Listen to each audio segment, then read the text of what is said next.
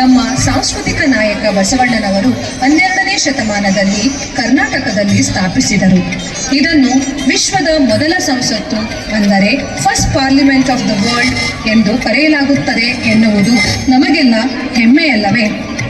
ಇದು ಅಲ್ಲಮಪ್ರಭು, ಚನ್ನಬಸವಣ್ಣ, ಅಕ್ಕ ಮಹಾದೇವಿ, ಅಕ್ಕ ನಾಗಮ್ಮ ಹೀಗೆ ಅನೇಕ ಶರಣ ಶರಣೆಯರು ಜಾತಿ, ಲಿಂಗ, ಧರ್ಮ ಭೇದವಿಲ್ಲದೆ ಜಗತ್ತಿನ ವಿವಿಧ ಪ್ರದೇಶದಿಂದ ಬಂದು ಸೇರಿ ಎಲ್ಲರೂ ಸಮಾನವಾಗಿ ಕುಳಿತು ಚರ್ಚೆ ಮಾಡುವ ಅವಕಾಶ ನೀಡಿದ ಜಗತ್ತಿನ ಮೊದಲ ಜನತಾಂತ್ರಿಕ ವೇದಿಕೆ.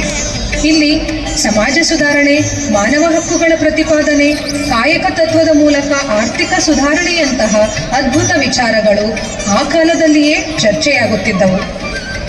ಅದನ್ನು ಮನಗಂಡು ಬ್ರಿಟನ್ ಸರ್ಕಾರ ಇತ್ತೀಚೆಗೆ ತಮ್ಮ ಪಾರ್ಲಿಮೆಂಟ್ ಮುಂದೆ ಅನುಭವ ಮಂಟಪದ ಹರಿಕಾರರಾದ ಬಸವಣ್ಣನವರ ಮೂರ್ತಿಯನ್ನು ಸ್ಥಾಪಿಸಿ ನಮ್ಮ ಪ್ರಧಾನಿ ಮೋದಿಯವರಿಂದಲೇ ಅನಾವರಣಗೊಳಿಸಿದ್ದು ಭಾರತಕ್ಕೆ ಸಂದ ಗೌರವ. ಇಲ್ಲಿ ಚರ್ಚಿಸಲಾಗುತ್ತಿದ್ದ ಮೌಲ್ಯಗಳನ್ನು ವಚನಗಳು ಎಂಬ ಅನರ್ಘ್ಯ ರತ್ನಗಳ ಮೂಲಕ ನಮಗೆಲ್ಲ ಕೊಡುಗೆಯಾಗಿ ಬಸವಾದಿ ಶರಣರು ಕೊಟ್ಟಿದ್ದಾರೆ. ಆ ವಚನಗಳು ಅಂದಿಗೂ ಇಂದಿಗೂ ಮುಂದೆಂದಿಗೂ ಪ್ರಸ್ತುತ. ಅಂತಹ ವಚನಗಳನ್ನು ನಮ್ಮ ಜೀವನಕ್ಕೆ ಅಳವಡಿಸಿಕೊಳ್ಳೋಣ, ಬೆಳೆಯೋಣ ಮತ್ತು ಸ್ವಸ್ಥ ಸಮಾಜವನ್ನು ನಿರ್ಮಿಸೋಣ. ಈಗ ಅಂತಹ ಅದ್ಭುತ ವಚನಗಳಿಗೆ ಹೆಜ್ಜೆ ಹಾಕುತ್ತಾ ಈ ಸುಂದರ ಸಂಜೆಯನ್ನು ಭಕ್ತಿಮಯಗೊಳಿಸಲಿದ್ದಾರೆ ನಮ್ಮ ಮಕ್ಕಳು.